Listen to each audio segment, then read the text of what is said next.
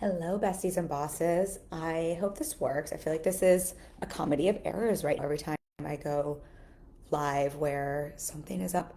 Oh, okay, no. Hello. I'm laughing because I feel like this is a comedy of errors every week when I'm trying to go live. Either first, I have a little like camera on my computer, kept switching back and forth between the cameras, so it was showing a black screen, and then every time I would go live, it would tell me I was live, but not actually live. But it seems like we have all the things working now, so we are just gonna go with this and hope that it does not stop us in the middle of this conversation because I feel like this is actually, I mean, these are all important conversations, but I feel like this live stream in particular is one that I'm just having a conversation with clients so much, and I want to bring it to you just in terms of what's actually making content marketing hard right now and what to do about it.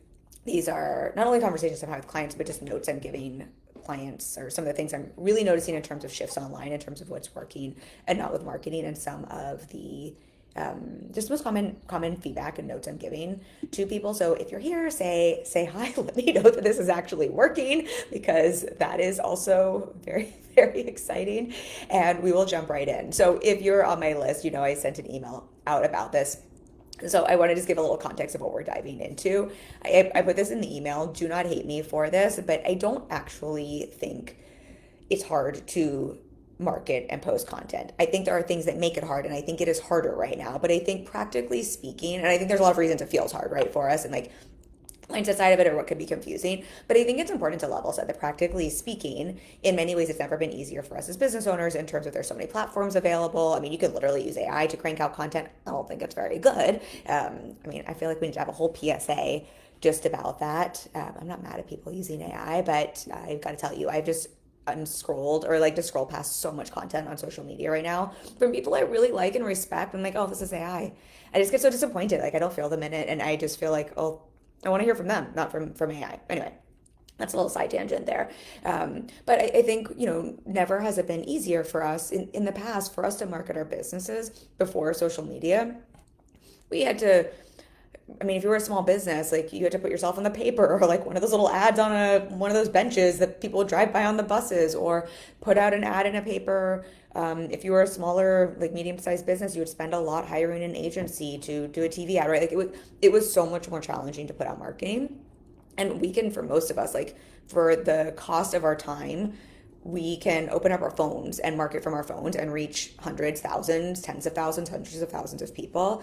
Even if we're paying for ads, it's so much easier. And while there's still an expense to it, considering what it used to be before social media, I think it's just much more accessible for most of us. I mean, I have clients who create one of my clients creates her content, I think, in the school pickup line for her kids, right? Like I think people probably do it from their toilets as well. Like, let's be real. So all of that is to say, I think it is in some ways easier than it's ever been. And I'm also hearing from clients how it feels harder than it's ever been. And I think in general, there are things that feel harder, and it is harder to get traction. It's harder to get reach. I think it's harder to get conversions than it was in the past. And I know for me, I've definitely had to be far, far, far, far, far more intentional.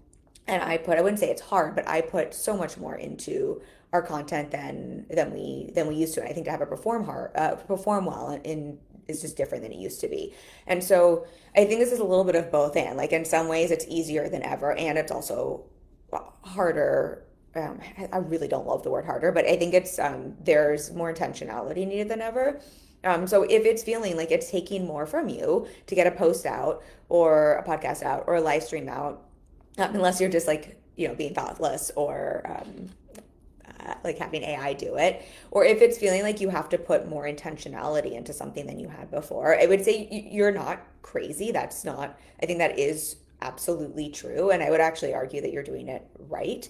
I also think it's partially mindset, right? If we think something's hard, like if we are worried things aren't working, if we're stressed about business, if we're worried how people think about us, that will make content feel harder. So I do think it's partially mindset, but I also don't think it's all that. I do think some things have fundamentally changed in terms of how we're consuming marketing right now. And we've been having this conversation, but things just keep changing at a very rapid pace in our space in terms of how we're consuming, how people are engaging with things or not, and what's working. And so, what I'm going to break down today is three key shifts I'm currently noticing just in terms of how I'm seeing people engage with consume marketing content, what that means for us in terms of how we want to shift with that. I also want to talk about just a different type of entitlement. I think sometimes we talk about the entitlement in terms of business owners. I'm actually seeing a little bit of entitlement from audience. And I'm going to share what that is. And this isn't to make like audience wrong or bad. And this is definitely not to anybody in this group, but just something I've just noticed in general in the online space. But I think it's important for us to know because this is, I think, a part of what is making marketing feel harder. So we're going to talk about that. And then I just want to talk about how that, and if we don't understand that and what's going on, how this can make it easy for us to sabotage our results or to pull back or to play small. Cool. If you have questions on this as I'm chatting, please drop them into the comments. I always love to workshop this with you. If you have reflections, if you're noticing the same, if you're noticing something different, if you want me to give more context, because I know sometimes I not suffer from this, but like I can be so close to things that this feels very obvious to me. And I know sometimes I have such a different vantage point because I'm looking at this all day long. I'm talking about this with clients all day long. So I know sometimes my perspective is going to be different than yours. So if you need, like just an explanation or anything, please, please, please let me know. Okay, so the first thing I'm seeing in terms of one of the shifts with what's working, but also why I think content is feeling harder than ever, is something I don't hear people talking about. And I think it's because this is kind of a thing none of us want to say. I know as a coach, this is like not the thing I want to have to reflect to a client. I think that's just why I really haven't heard a lot of people talk about this. And I think it's that your energy and being magnetic matters more now than it ever did. And I think like, I don't know, that's just like, I'm going to explain what I mean, but I think that's just like a hard pill to swallow. I think back in the day, our energy always mattered. I'll explain what I mean by this better, but in some ways it always mattered and being magnetic always mattered. But I think we really could hide a lot more behind stock photographs or behind more how-to content or behind things that had less of us in them. And so our ability to be magnetic, our ability to attract based on who we are and our energy, I think it just didn't matter the same way that it does now. I think now because I think partially this is due to the trust recession and us trusting people, but I think it's so much more to do with the saturation and because of AI and what I was just talking about, how much I'm seeing.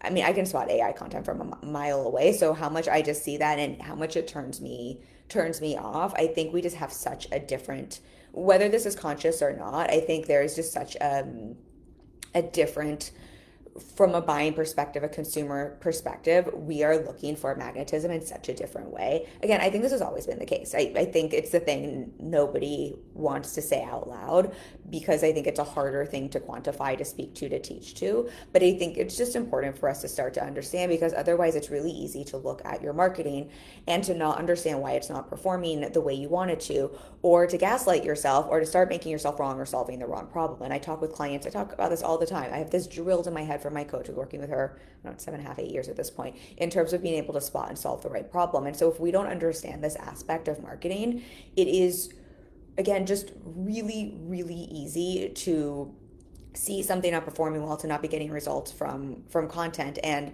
to think it's our audience, or to think it's our message, or to think it's because we used the wrong b-roll or hook or whatever the thing is, and to realize that this is actually a really important part. And I'm realizing as I'm sharing this with you, I am acting like this is a new thing. I think it is more important than ever, but I think back to some of my very, very early master classes in this group, and this was something I was talking about then, and the way I explained it then, and hopefully this will help land the plane on what I mean here, but again, if you need a different explanation or example, let me know.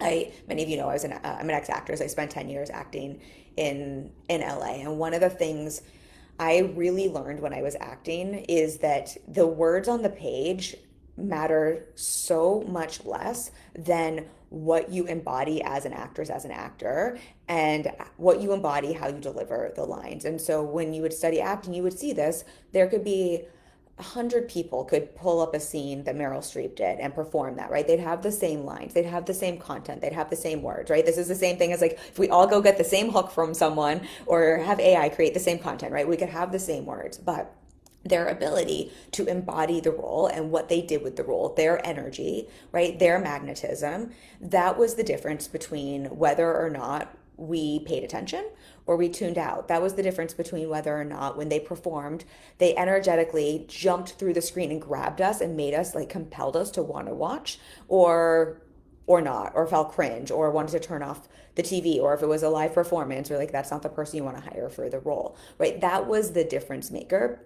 That's what we're talking about here. That is your magnetism. And again, I think it's challenging for us. I think people don't want to talk about this a lot because it's a lot easier to say if you get the hook right, if you get your landing page right, if you get the words right, if you copy someone's template, if you just look at what so and so is doing and do the same thing and it worked for them, right? Like it will work for you too. But that's why that doesn't work. That's why that's never worked. That's why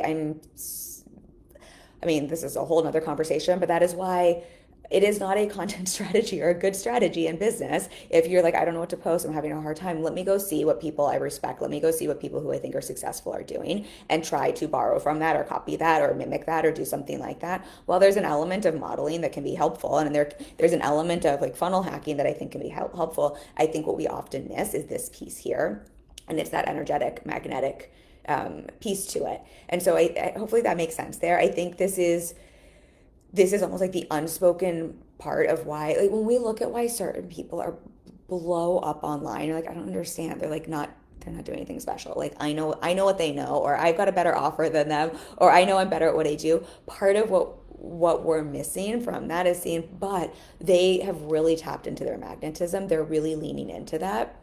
And so I think this can be a tough thing where this can be like, well, you either have this or you don't. And I just don't think Claire says that's such a good analogy. Oh, I'm so glad that lands. Thank you for reflecting that. I think this is also something that we can cultivate. We can learn. I learned this acting as well, right? Like this is magnetism is something some people sure like have like that it factor, but most of us don't need to be super viral, have a gazillion followers to have successful businesses. We just need to find how can we be 3%, 5%, 10% more leaning into that magnetism. And I think sometimes this is even knowing this is a thing and being aware and conscious of this and cultivating some of that. Because what I find for so many of my clients and what I find for myself as well is the more we're almost like trying to perfect our messaging. And look, I am a messaging girl. I'm editing clients' content all the time. I'm pretty, not like that I'm hard on them, but like I'm pretty like messaging really matters. Our positioning really matters.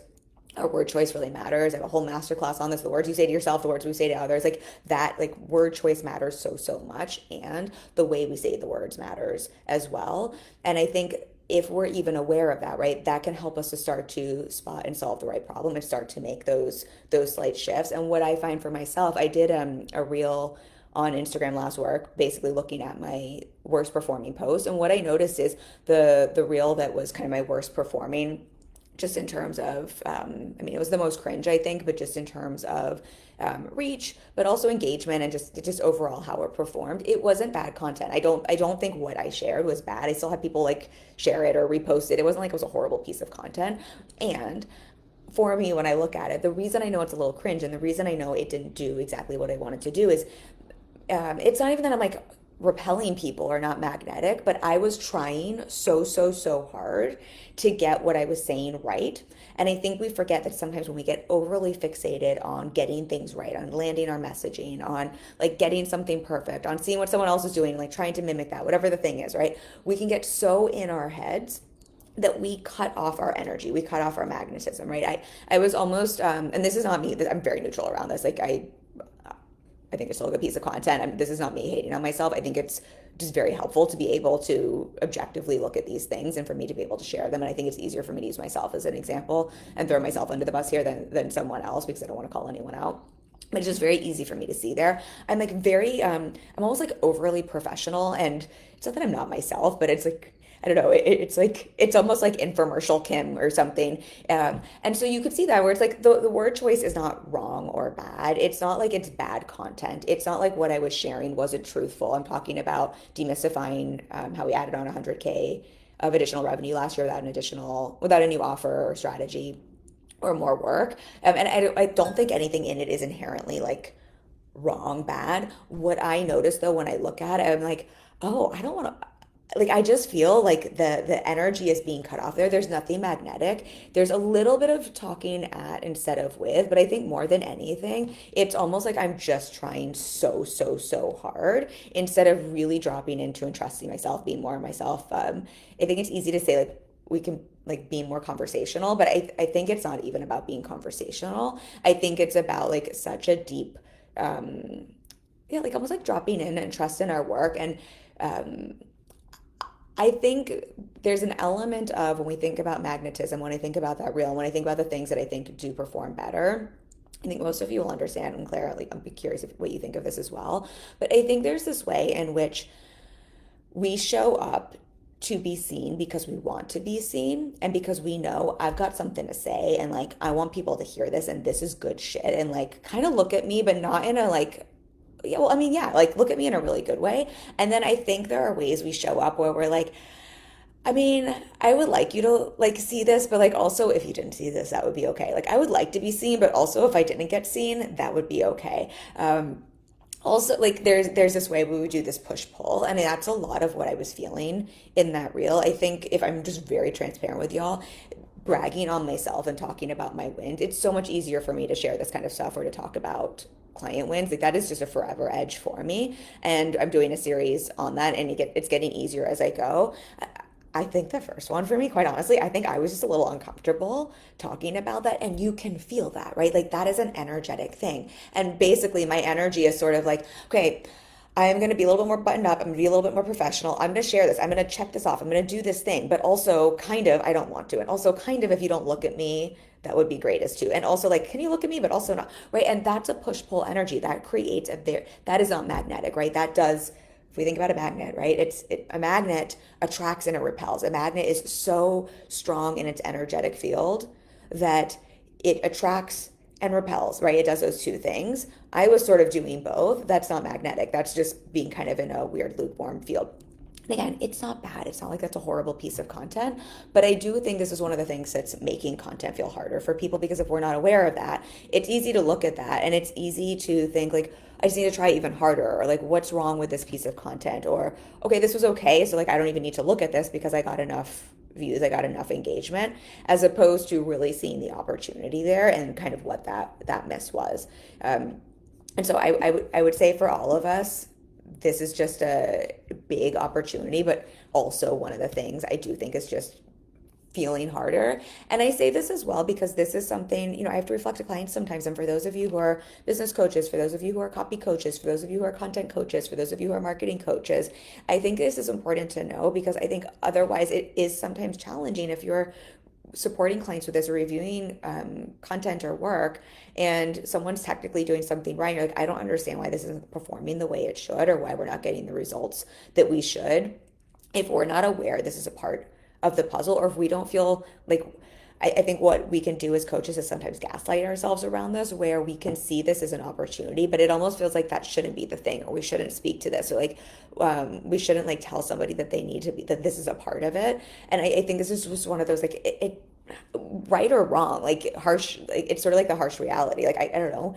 I don't know if this is a good or a bad thing. I think it's just more like this is just what is. This is just the way it's going online. But if we don't feel like we are empowered to name that, to speak to that, to say to that, if we feel like we shouldn't have to, it can be really challenging. I have this conversation with clients quite a bit who are in those spaces where they then make themselves wrong as coaches because they think they should somehow have this like magic copy solution or this magic content solution or this magic marketing or sales solution that can override what is just very transparent, like very realistically a big part of what's making things convert or not, right? Or people pay attention or not, which is that magnetism. And so then you can make yourself crazy or make yourself think you're doing something wrong when like this is just a part of it. And so if we ignore that, it's just going to make it harder for everyone. Okay, hopefully that makes sense. Hopefully that is helpful and not frustrating. And again, I think these are all things we can play with. I think part of magnetism is when I think about it too, I do think it's the energetic piece in terms of like, can we be connected to our work instead of just phoning something in? I think or like trying to be overly professional or trying too hard or like doing something off a checklist. I think about this a lot when I create a reel, when I'm like, I just need to get something done and get something out. I won't allow myself to do that anymore because I know when I do that, it's just not going to be magnetic. Like it's just not. I'm just coming. It might not be bad, but it is just coming from such a different place. And I would so much rather put out slightly fewer pieces of content not trying to check something off a checklist, that are really coming from that energy of like, I'm excited to be here. I have something to say. I want to be seen. I want you to hear this. I know this is valuable, right? Like, I think it's part of it is simply just being embodied in what you're doing. And from that element of like, I have something to say. This is important. Like, I am excited to be here. I want to communicate this. This is intentional, as opposed to, I need to create content today to get my 5 posts out or my 6 posts out or 2 posts per day or whatever. Like, I need to do this because my strategy needs this. I need to say this thing because otherwise my business is going to fail. I need to make sure I get this out so that I can like get visible, right? Those are two very, very different energetic places to come from. And I think simply operating from that different place is part of what creates magnetism. And then again, I do think this is yeah, the phoning it in, not phoning it in part, but I do think there's an element of, do we want to be seen or not be seen? And this is where mindset comes in, right? It's easy to get the content out in terms of, it's not that hard to type a couple of words out, to slap a photo up, to put that on social media. But I think this is where getting coaching support or mindset support can be really important, because if we're actively putting ourselves out there, but we're doing this push pull of, I want to be seen, I don't want to be seen, right? We are not creating that strong polarization that is what creates magnetism. Part of magnetism is being willing to be polarizing. And again, polarizing doesn't always have to be like being a contrarian, but creating enough of that, like, I know I'm enough for this person and repelling this person, right? Like, it is a strong point of view. It is a strong energy. It is a strong way of showing up. Okay. And again, it doesn't have to be loud or screaming or anything like that, but I do think those are things that tie into magnetism. And I would say there's also just a confidence factor, which kind of goes back to like, do I have something to say? Do I want to be here? Yeah, really being embodied in our work and be like, I know this is the thing, as opposed to, I need to do this to check this off of a list to get my marketing out the door. Okay, so the second shift here that I just seeing if we, okay, no questions. The second one here is, I don't think this is so much a new thing, but I think this is one of the things that is making content harder. And I think there's a couple nuances to this.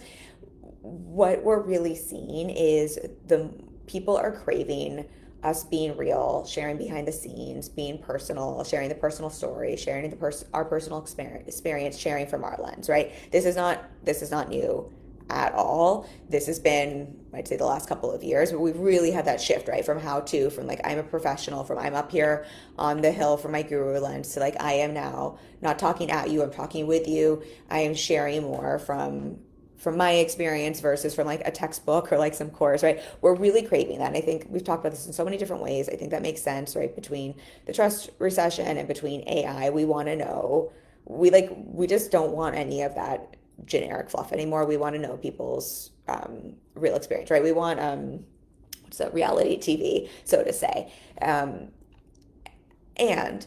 we we want to feel that connection to the person. And if we're going to invest and buy from someone or learn from someone, right, we want to know it's them and not just something we could hop onto AI and get. We were just talking about this on the podcast last week with Sam. So all of this is not new news, but I think why this is making things harder is for a couple of reasons. I think one, let's just name this, like, that is just more vulnerable, right? So it's technically not hard, right? In some ways, I personally think this is like the easiest content ever, because you just share what's true, right? I think about this for myself. I'm like, what is this actually true for me? What this live stream here is so easy, but it's not like I need to go research or read a bunch of books. This is just simply, what am I literally experiencing? What am I seeing as true? What is my experience? What are my clients' experiences? What am I coaching on all day long? Like, in some ways, it's very, very easy. But what's so hard about that is this is vulnerable, right? It is so much more vulnerable when we share our personal experience, when we take people behind the scenes, when we share our personal story, when we share what's going on for us, for our clients, when we get off of the like hiding behind the guru lens or like a bunch of information or facts and figures or what somebody else has said, and we like drop in and we like, I just shared, like, here's my worst performing reel, and here's the way, like, I think that wasn't very good, right? That is so much more vulnerable than just saying, like, here are 3 tips for your content. And so I think it's just important that we name that, like, it is just simply more vulnerable. I also think one of the things that's really hard about this sounds like such a weird thing, but I come up against this a lot. I think a lot of times, like, one, I get really fucking sick of talking about myself. Like, in every other aspect of my life, I do not like to talk about myself. I do not like to center myself. It is why I'm a coach. I like to make it all about the client. I like to ask them questions. So it is very, very fucking weird for me. So I know that has just been a weird edge for me. So just to name that. But I also think there's so many things. I know me personally, I think I'm so boring, and not in a bad way. Like, in that I've very intentionally created a boring life, and that I used to have a lot of chaos and drama because of my trauma in my life. And I have worked so hard through therapy and through coaching to create a very regulated, stable, I call it boring life by design in terms of like my marriage, my day-to-day life, my business. My business, when people ask me about my business, they're like, what's going on and exciting? I'm like, I mean, I guess it's exciting. It's exciting that we added 100K of additional revenue on last year and that I had a 52K cash month. Like, I'm super thrilled about that. But outside of that, I do the same thing every day. Like, what's true about those results, that's great. But I didn't do anything new, right? Like, that's the whole point of that series. I didn't add on another offer, a new strategy. I didn't work more. I just been methodically doing the same boring thing, the very like same stable thing for 10 years, March 1st. And same in my day-to-day life in the most best content blissful way.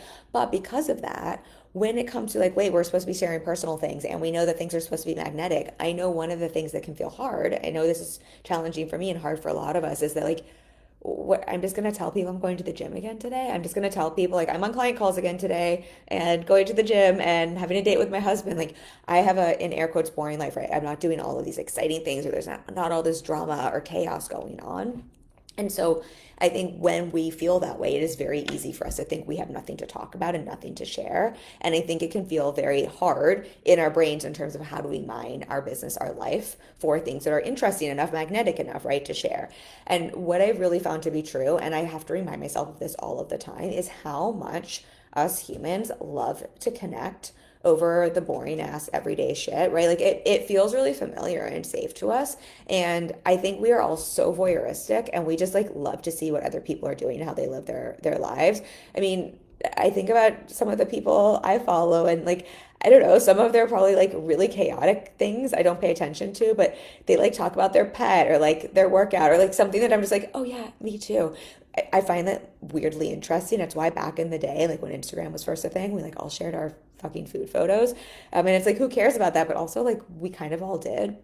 So I would just remember like, yes, this can feel hard because it can feel vulnerable or it can feel like we don't have anything interesting to say. But I would remember two things there. With the boring part, I would just remember what's personal is universal. We like to connect over things that feel familiar. We like to buy from people we feel like we know, like, and trust. And a lot of those, in air quotes, boring things are the things that make us feel like, hey, this person is like me. Oh, hey, I feel like I know this person. Oh, hey, I feel like this person gets me, right? It really does create a relationship and a bond. And I think we just forget that. If I think about all of the reels and the memes that I send to one of my best friends, we just like send these back and forth. A lot of them are like really mundane shit that I'm just like, she will get this because like this is how we both think about this like stupid ass boring thing. But it's also not boring in that way. And it's like such a connection point. And then for the stuff that is like more vulnerable or more big or like more taking people behind the scenes, I would just remember there. I think what feels hard is we don't know the line between where am I being too vulnerable and oversharing and sort of like doing harm to my business, because I think that can be a case, and what is strategic vulnerability. And so I think that's just a line we always have to find. But I just like to remember we don't know anybody's shit. You don't owe anybody like your deep, dark, twisty secrets. And I like to really think about how can I share things that are personal, real, that are vulnerable as it relates to what is valuable and helpful for my audience, as it relates to my work, as it relates to the lesson I want to share, not just how can I bleed on the page and like share all of like my anxieties or something like that. I think we still want to be strategic. We are still coming from a place of, most of us are service providers and we're holding space or delivering a service in some way. And I think we want to keep that in mind. I can still share hard stuff I go through, but I still want to share it vulnerably and also strategically through a lens where it's like, there's a lesson I've gotten from this, or here's how I've grown through this and I'm on the other side of it, or here's what this helped me to see. Or like if we use the content example, I think hopefully you can see there, I'm very, very neutral and I'm coming at this from a place of like, I want to model neutrality in business and I want to model being able to look at our content and see your content can still perform really well. Like here, even as someone I've been posting content almost every day for what, like 10 years. And my content has made me over $2 million in business, right? Like even from that place, I can still see opportunities to learn and like, let me like throw myself, in front of the bus a little bit here instead of like calling someone else out, using that as an example. That feels very strategic. I'm still coming from a place of expertise. I'm still coming from a place of authority. I'm still coming from a place of like, I'm actually confident enough in my work to be able to do this in neutrality, as opposed to, oh my gosh, I suck, and like, please, like, tell me that my content was good enough. Or, like, I feel so stupid and cringe about this. Right? Those are two very, very different places to share that from. So I would just remember that, like, boring stuff usually is not boring. What's personal is universal. That's a therapy term, but I think we just forget that. Like, what's personal is universal.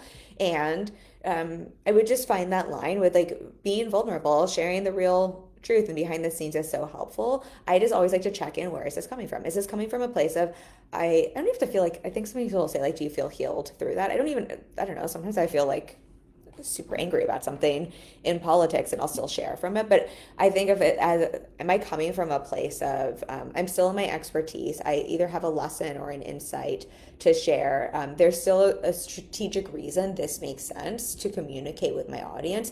It's going to help them to have an insight. It's going to help them to learn the thing I'm trying to share instead of giving them like disinformation.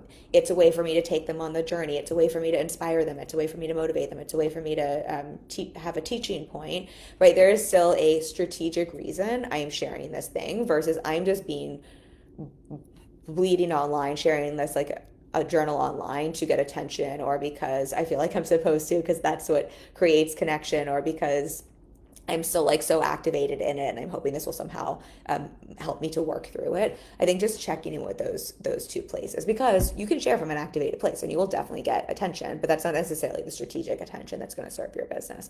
And so again, I think just to name, like, that is, I think, why one of the reasons content is feeling harder than it used. Like, it was so much easier in the past just to say like, here are the 3 things you need to write a great piece of content, as opposed to, let me take you behind the scenes of my journey. Like, I think that is just actually yeah, it's harder. I think it also takes us more time. It is so much easier for us to spout off like, here are the facts and information, just to tell people things, versus having to like stop and pause and like really be intentional to think about like, what is my personal lens or experience or take on this? Like, what is my hot take on this? And so just naming, like, I do think that is it does, like, if that feels harder, I do think that is harder, like, takes more work than it used to. And that's why, so you don't make yourself crazy. And I think that's what's actually working. I just need one sip of my coffee, y'all. I'm just seeing here. Do we have, okay, no questions. The other piece here, this is, and then I'll share the third one. We're actually doing great on time today. I'm so proud of myself. I would say with this, the thing that I would also remember, and I think this is one of the shifts we're seeing online and why this is also feeling harder. This is where I think audiences are just more entitled, and whether that's a good or bad thing, I mean, it just is.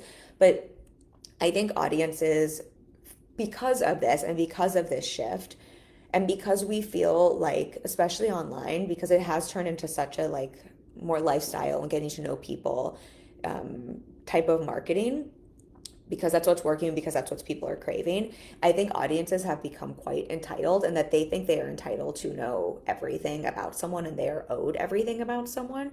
And I think we all know this on some level. Subconsciously, we know people are like hungry hippos for that. We see that when we see this play out, right, in the online space with celebrities, in terms of how much people will get mad at someone if they're not disclosing certain information or telling us certain things. I think the Amy Porterfield, Jenna Kutcher recent news, if y'all, I know some people are like, super can't stop talking about this, and some people have no idea what the fuck this is. Amy Porterfield, big business owner who's made millions with courses, she announced that she's no longer doing her signature program.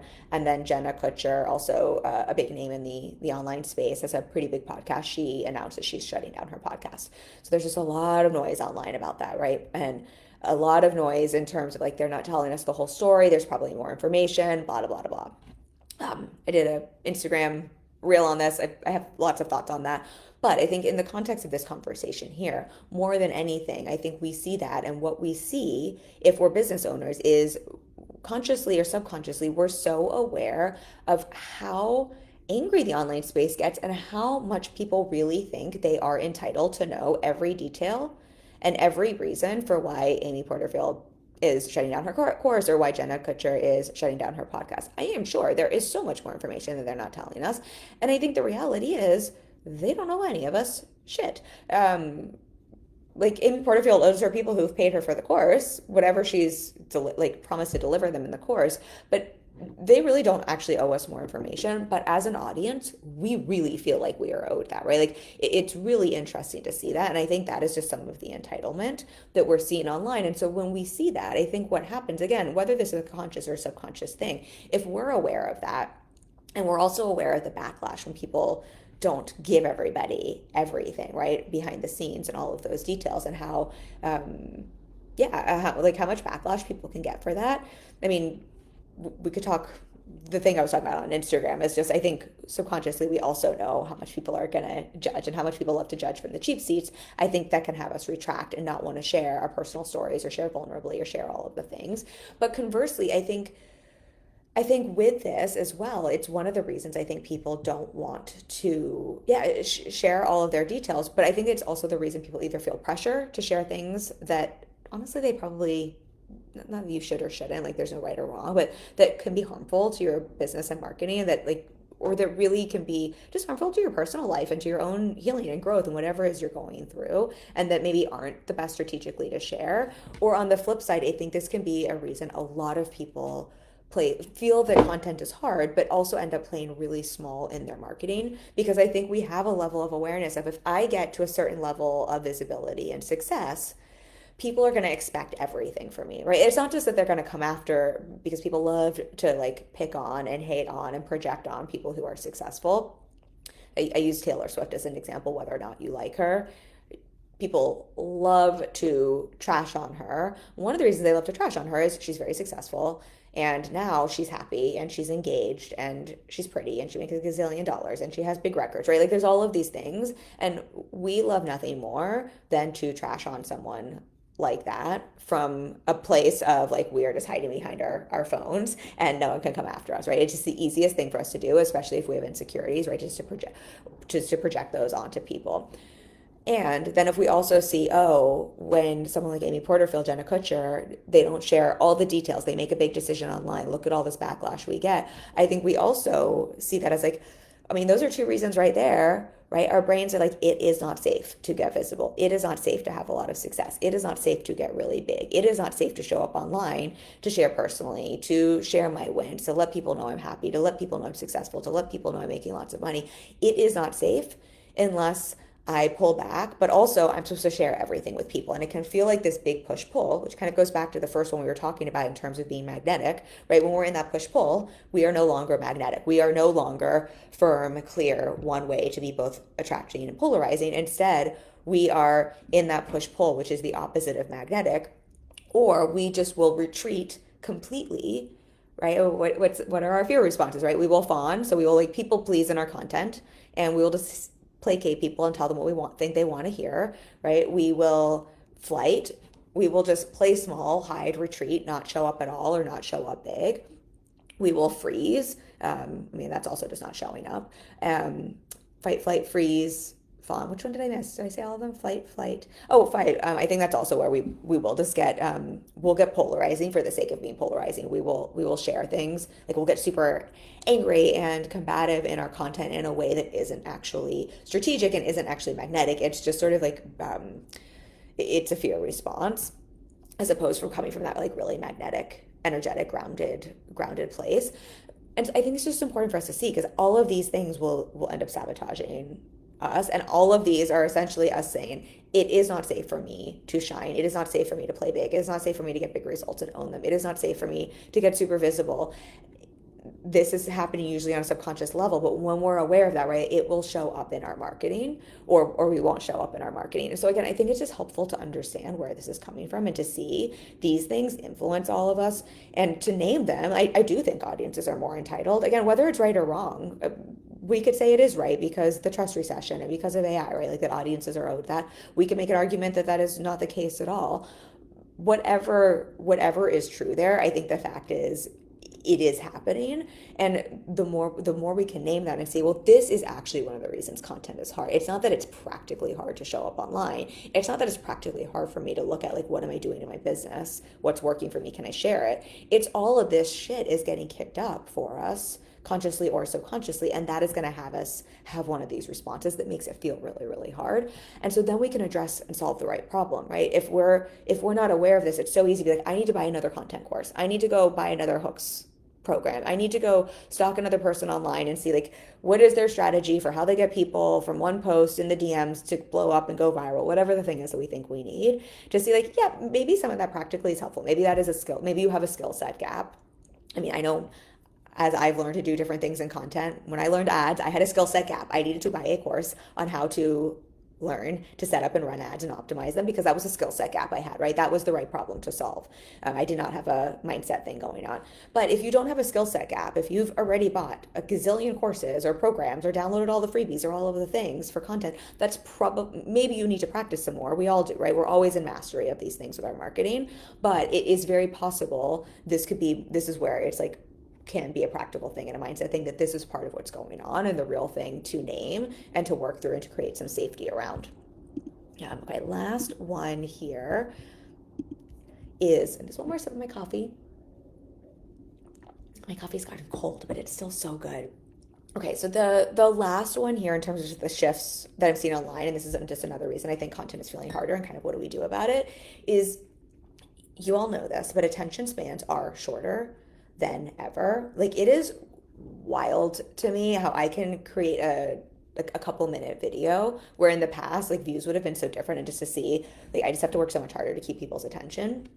Our attention spans are so short. That's why if you're here and listening to this, like I'm so grateful that you would spend 40 something minutes with me and hang out with me for this conversation. I hope it's been valuable for you and worth your time. But because because attention spans are shorter, a torsion, by the way, this is how my brain works. It's not dyslexia. I don't know what it is. It's like morphine. Oh my God, I'm doing it again. It is mashing words together. That is attention, and shorter was a torsion. That's those words together in my brain. Sometimes my brain moves too quickly for my own good, and I just mash words together, or I can be very, very dyslexic with words. Anyway, fun insight into me. Attention spans are shorter than ever, which means we have to create more emotional hooks and more entertaining content to help people feel compelled to stop the scroll, to pay attention, to let them know what's in it for them. And I think the Cliff's Notes version of this is I think for most of us, it is simply just easier to tell someone what we like, to tell someone our content, to just tell someone the facts, to just tell someone the thing we want versus showing them, versus creating an emotional hook, versus creating that emotional drive. This is not a new thing, right? It has always been true that facts tell, stories sell. Isn't that Marie Forleo who says that? It has always been true that information, if you, what's the book, Made to Stick? It's an old school, I don't know how old it is, but it's an older book. I'm actually re-listening to it right now. It just about, it's a great book. I highly recommend. I actually, like, if you want a book that will help your marketing, I would read Made to Stick. I might do a live stream or something on it, because the components there in terms of what makes content sticky, what makes us stop the scroll and pay attention, what makes messaging really land. I think they spell it out really well. But what they talk about there, and I think what we forget here, is we are, as humans, like we need to know what's in it for us, but we are driven by story, we are driven by emotionality. Emotionality is what drives our attention. It is what drives our buying decisions. We make decisions from emotional places, and then we fill that in with logic. And what most of us try to do in our marketing, in our messaging, is we try to lead with logic. We try to lead with facts and figures. We try to lead with, let me just tell you the thing I want you to know. And we forget that that is not where we lead from on the consuming side in terms of what causes our attention, like what like pulls in our attention. And so if this is true, right, it does just take a little bit more, I think, effort to really think about how can I emotionally hook someone? How can I emotionally draw someone in? How can I emotionally create a connection? How can I emotionally create tension? How can I emotionally create excitement? How can I emotionally make someone pay attention and then give them whatever information? I think this is one of the number one notes I'm giving clients in content right now. I'm like, yeah, I was just going through a client's webinar slides, and her webinar is great. Really, really great information. But I think on almost every slide, I was like, this is great, but you're simply telling me in the information, and we're going to lose people. We have to find what is compelling here and emotional in terms of whether it's a story or whether it's a hook or whether it's an emotional phrase. We have to find something emotionally compelling to attract, to tell, to show people instead of tell them. Otherwise, we're going to lose them. And so I think, again, just to name it, I think that is just harder. It is so much more simple just to tell people the thing. This is why content was easier back in the day. We could just fire hose people with information. It was always true that facts tell and stories sell, and that we will convert higher and sell more when we have those emotional hooks. That has always been true in marketing. If you look at any of the great advertising, like from back in the day, like that won awards or that did really well, it's always emotionally compelling and emotionally hooking. That has always been true. However, back in the day, it wasn't as crowded online. Back during COVID, we were all bored as fuck and like looking for stuff online to entertain us, to like, we wanted a bunch of information, and we also didn't have AI where we could get all of the information we wanted. And so there was an emotional component to information in a way that was like, that was, if we were bored, that was fulfilling, like that emotionally, right, was something exciting or entertaining for us. If we were insecure, and information like helped to solve that, right? Like information actually was meeting an emotional need in many ways. I think during COVID and before we had AI, that is no longer the case. And so I think we do have to reorient and think a little bit more to, how can I make this not just more emotionally compelling and use more stories to show people instead of tell people, but also how can I emotionally hook people to to have them know what's in it for them, to want to pay attention, to think about what's coming next. I think a really good example of this is movies. And I don't know, movie trailers recently are not a good example, but like old school movie trailers, if you ever think about what they do, like they will tease out a movie without telling you what's in the movie. And what they do is they usually try to create some big emotion, right? Like a horror film, and you see someone like walking up the stairs and something crazy happening, and then they like cut and they like say the name of the movie and what it's going to be. Or you like see the like most heightened emotional like cliffhangery part of a TV show, right? And then they cut before they show what's going to happen, so you have to watch more, right? They give us an emotional hook. They don't give us like the talky talk scene in a teaser or trailer. That's how we kind of have to be thinking about marketing now, really finding like what is that emotional hook to help people pay attention, but also so that they know what's in it for them and that they have a reason that they're compelled to want to find out more. Otherwise, most of us, because we have such short attention spans, are just going to keep scrolling by. We're not going to be entertained. We're not going to be hooked by it. It's not going to be sticky enough, or it's just not going to be enough of a compelling reason for us to want to watch all the way through to the end. So hopefully I did a good enough job making this emotionally hooking in this, that most of you have stayed on to the end here and that this was valuable for you. But even that is just a good example. I think we just have to think about this more than we did in the past. And that's not a bad thing, but I think, just to name it, that is why content or marketing is feeling harder. And I would just say it's not because it's practically so hard to do. Like, I would really try to divorce yourself from that thought process, and really try to, like, I try to tell myself, or I don't try to tell it myself, I do tell myself, like, content is actually really easy. Like, I actually believe content is very easy for me, and these are just the opportunities and things I have to make my content perform better, as opposed to this is why content is hard. But if it is feeling hard, I would say this is probably why, and sometimes it's helpful to know that, so you know the right problem to solve, as opposed to making yourself crazy and thinking it's because you don't have the right filter or the right like audio for your reel or something like that. I don't think that has ever been a note that I've given a client in terms of like, man, if you just had better audio, your business would blow up. Like, not that that can't help, but like that's literally not the thing I've ever reflected to a client. But everything I'm talking about here has all been recent notes I've either given myself or I've given to a client. So I hope this is helpful for you and valuable for you. I'm just going to repeat what those three are. So again, this is just, if content is feeling harder, this is why it might be feeling harder. And then these are the things I would just be paying attention to, because these are the shifts we're seeing online. It's that your energy and being magnetic matters more than ever. Whether that's a good or bad thing, I think it's just true. Two, being real and taking people behind the scenes, sharing your personal story is absolutely essential and what's working, but that's also vulnerable, and that can also make us feel like we don't have anything interesting to say, or that we're boring.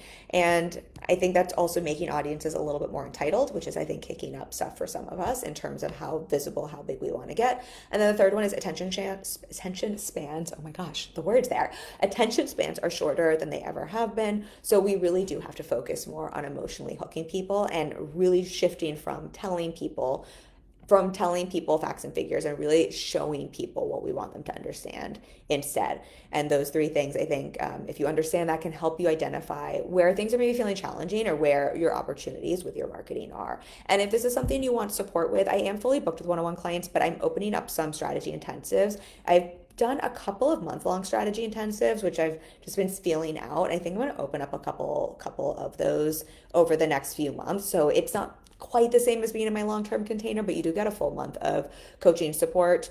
It's an intensive session plus 2 other sessions. You get the Basecamp support, you get the content review. So it's really great if you want to take a look at your marketing strategy, your messaging, really take a look at refining not just what your strategy is, but what isn't working based on what we're talking about today. If you've got a launch coming up and you want to go through your launch strategy, if you want to go through, let's say, a webinar, I'm excellent at, I'm not just saying this is just what I've been doing, I'd say the last couple of months, like multiple times a week, I'm helping clients not just strategically plan their launch and their conversion event, but slide by slide reviewing or helping them to really restructure that. And we've had some incredible results in terms of increased conversion event, both signups, but also conversions on the back end in terms of sales. We're seeing this. One of my clients, we've done a lot with her ads funnel, her passive course ads funnel, and she's seen a really big uptick in sales there. So if that's something you're working on, I think the container is really great for that. So if you have an aspect of your business like this, I'm also great on the sales side of things if you want to work through your sales process. But I think right now,